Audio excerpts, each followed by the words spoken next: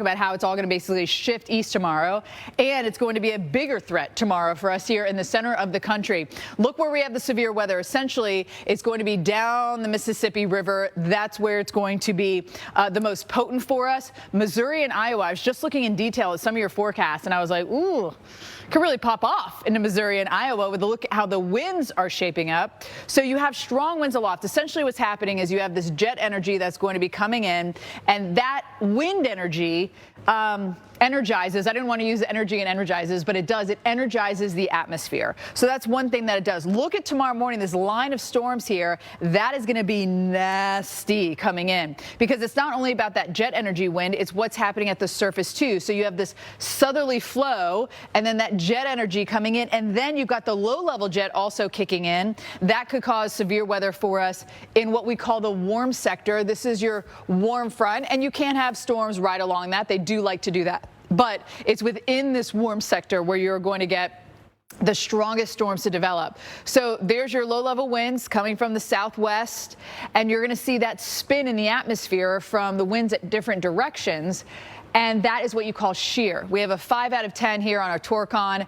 That means that we definitely could see some tornadoes fire up for us. And here's a little bit of a better look at what's going to happen at Davenport. If you notice the surface winds, I know there's a lot going on in this, but the surface winds are from the east-southeast, okay? So that's your surface wind right there.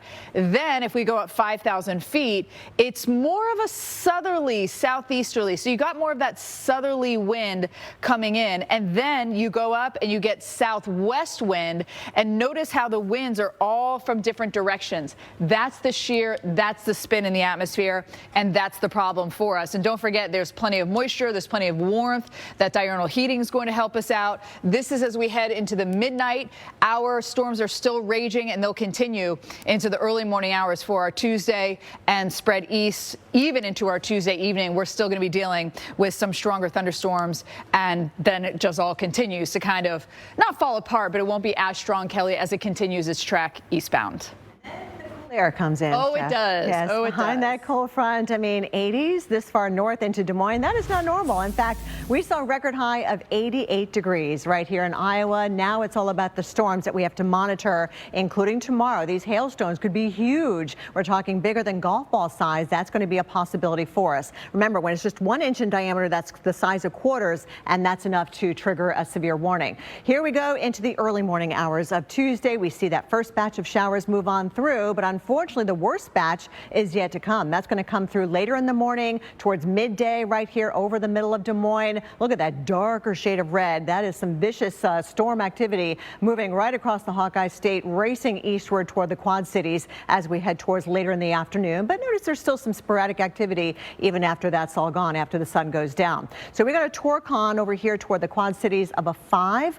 We're talking about Iowa City right in the thick of that, as well as Cedar Rapids, a 3 east of there, north and east of there. So even a Torcon 3, we take notice. The higher the number, the higher the threat for tornadoes. Tornado watches will likely be issued, but some of these tornadoes could be on the higher end of our EF scale, enhanced Fujita scale, and you should monitor the forecast very closely. Have a way to get the warnings if you're traveling, if you're going to be going to bed at night. Some of these storms are going to be nocturnal. Make sure that phone wakes you up and those mobile alerts are turned on. So here we go into the 3 o'clock hour, 5 o'clock hour. It is all about eastern Iowa, moving into western Illinois, but notice around the midnight hour, there are still a couple of showers around. For Chicago, as we start the clock at noontime tomorrow, we're A-OK. In fact, your morning commute looks just fine. It's going to be your evening commute tomorrow. That's when we see the heavier downpours coming through. O'Hare, Midway, it is just going to be a mess out there trying to get these flights up in the air. You can see the darker shade of red moving through the suburbs of West Chicago as we head towards later in the night, and those storms moving over Lake Michigan. By midnight, we're pretty much clearing things out. Again, your White Sox, they're playing ball at home not just today, but tomorrow evening. And it does look like this game could be affected, maybe a delay, if not a cancellation. Milwaukee also watching these storms, Madison too, as we head for the afternoon and evening hours. There they go, Jordan. Any one of these storms could put out some very gusty wind, possibly some large hail. Cannot rule out isolated tornadoes in this section either. Yeah, could you look at me looking at wind damage?